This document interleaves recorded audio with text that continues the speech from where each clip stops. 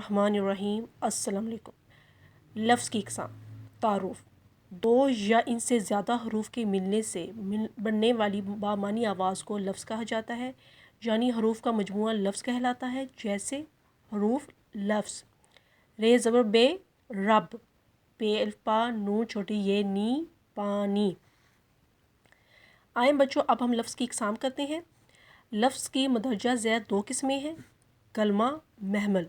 कलमा वो लफ्ज़ जिसके कुछ ना कुछ मानी हो कलमा कहलाता है, जैसे रोटी, दाना, महल वगैरह। महमल वो लफ्ज़ जिसके कोई मानी ना हो महमल कहलाता है, जैसे रोटी, तुनका, कुचैल वगैरह। प्यारे बच्चों, आप इन मिसालों के अलावा और भी मिसालें लिख सकते हैं, जैसे धूम, धाम, झूठ, मूठ, काला, कलोटा, इक्का, दुक्का, सौदा, सर्फ।